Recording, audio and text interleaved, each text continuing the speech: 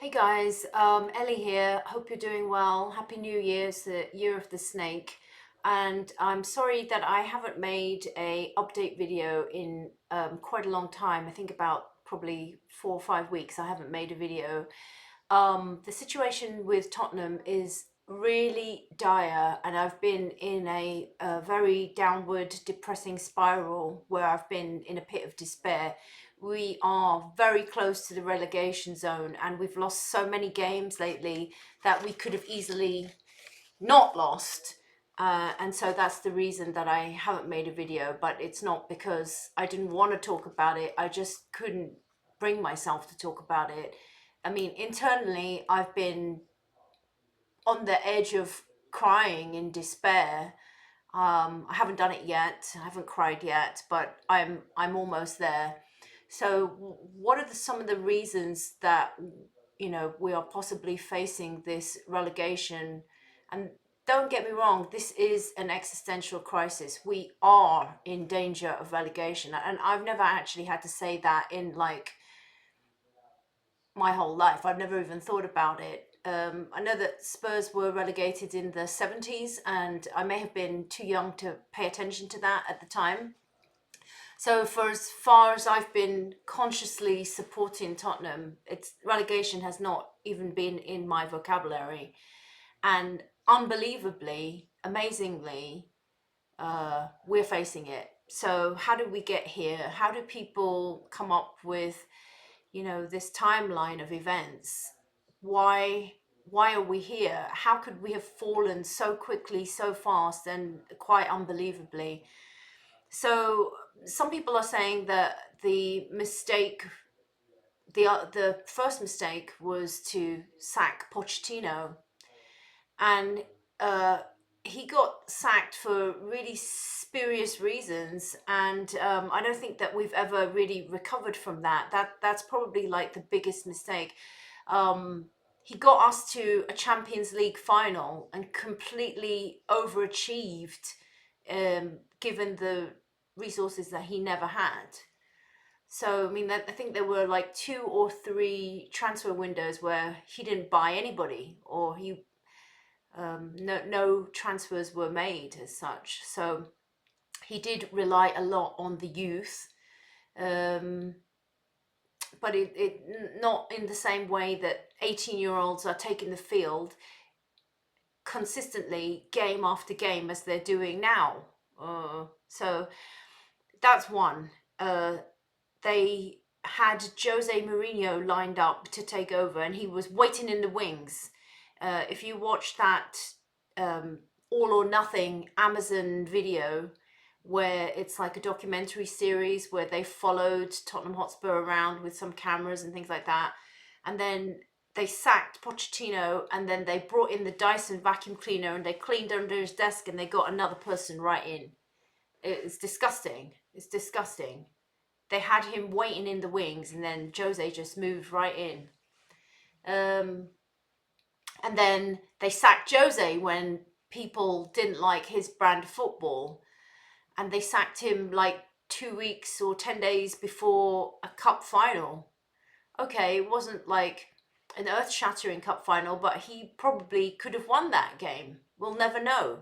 And the reason that they sacked him at that particular time is that if they'd waited like until, let's say he had won that cup, they would have had to pay out more money to sack him. So even Jose doesn't have a good feeling in his bones about the relationship he has with Tottenham. He said that many times. I feel sad for him, but I don't really feel sad for him because he's got millions in the bank. So, and then they hired Nuno, who I think his style was kind of horrible and wasn't even like first choice. Took month or ages to hire him on, and then he's sacked within like a matter of weeks or something. So I don't like that either. And then they've brought in Conte, and okay, Conte had a again a very boring style of football, but I think he was on to something, and at least he seemed to care. Do you remember when he was in that tussle with Tuchel, where he refused to look him in the eye when he was shaking his hand, and then he grabbed his arm and said, "Look me in the eye when you shake my hand." And then he gave that withering press conference where he blasted the mentality, and he wasn't wrong. He wasn't wrong at all. He only told the truth, and then for that he also got sacked. Well, you can't go in a press conference and slag everybody off and not expect to have consequences. And then we got his guy Stellini in charge, and that didn't go well either. I think Stellini had some of his own problems, and so then we went on an exhaustive search to find a replacement, and then they brought in Postecoglou, and nobody mentions this, but if Daniel Levy had any kind of vision, which he doesn't, I'm going to get slagged off for this, but I'm just going to say it. I would have hired Emma Hayes. Okay, it's a woman coach, but so what? Isn't she like the most successful woman coach in history? And she also has kids. She has a son, if I'm not wrong. So she's seen it all before. Don't worry about seeing naughty bits in the changing room. She's seen it all before. She's a mother. So what? So what?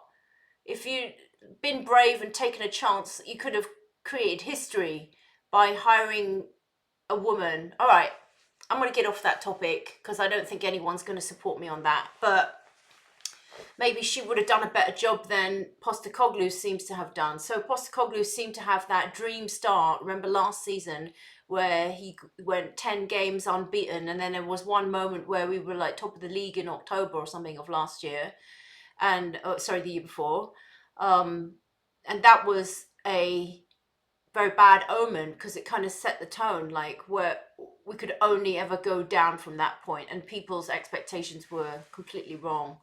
And so I had no indication of this. Like me and my friend Kelly, we went to Korea, Japan this last summer to watch the preseason game, and I didn't have any indication that anything was wrong. Everything looked great to me.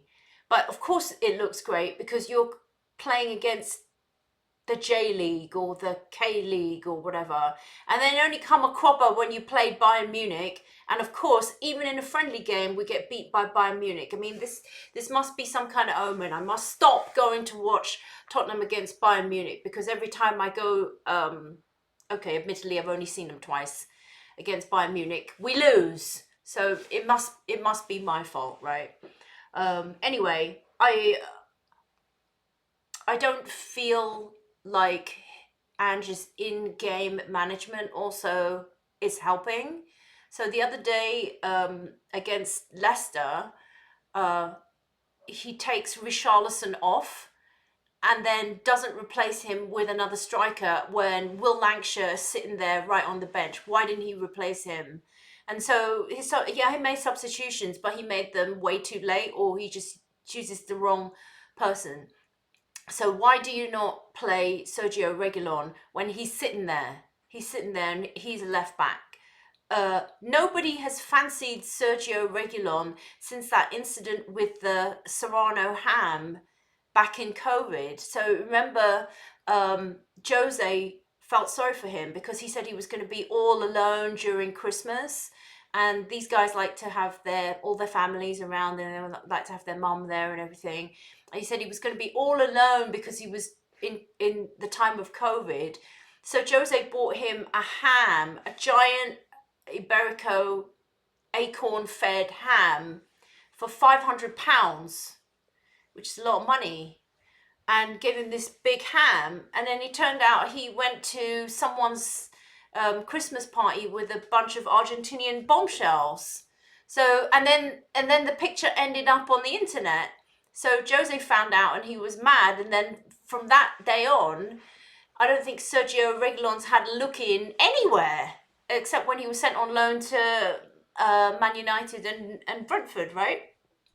So no one's fancied Sergio Reguilon since the Ham incident, and he created that all by himself. But he's still a defender, so why don't you use him in defence instead of playing an 18-year-old who's not even a defender and then making him defend?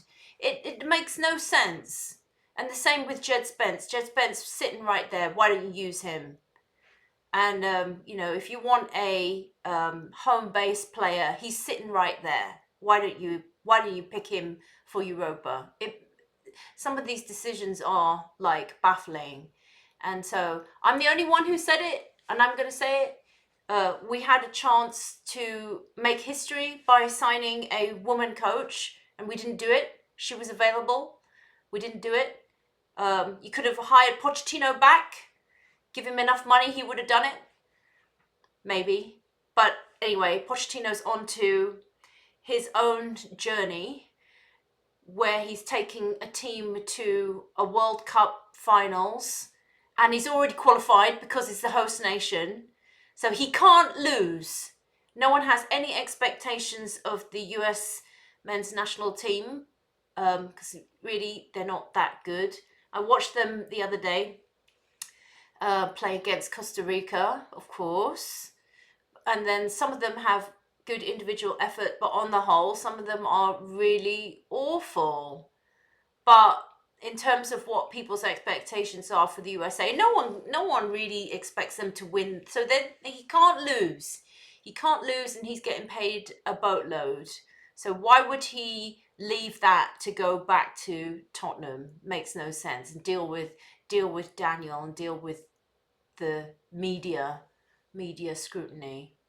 So that's where we are at the minute, and so we're going to play Elfsborg in the Europa, and this is our chance to get into the final eight, which means, or the top eight, which means an easier run through the next part of the Europa League, if you term easier. So we'll see what happens. I'm hoping for a win. Maybe this opposition isn't that good, but I heard that they were pretty good in the last round, so who knows. The Premier League bothers me more than the Europa League. I think it will be good to have a good run in it and possibly win it. And then you're left with a conundrum, because if he wins it, do you still sack him if we get relegated? So I would, and I don't take great pleasure in saying that. I can't even bring myself to finish the book because I can't pick it up. I don't want to read about his philosophy when I'm seeing examples of his philosophy making us being unsuccessful on the pitch, and I can't stand it. So I'm not going to finish that book until things turn the corner. I can't even bring myself to pick it up. So that there you are, and let's hope that things take a bit of a turn. It's the new year of the snake. Maybe things will start looking up for us. But right now, I'm in a pit of despair, and I hope you are doing better than I am. Come on, you Spurs.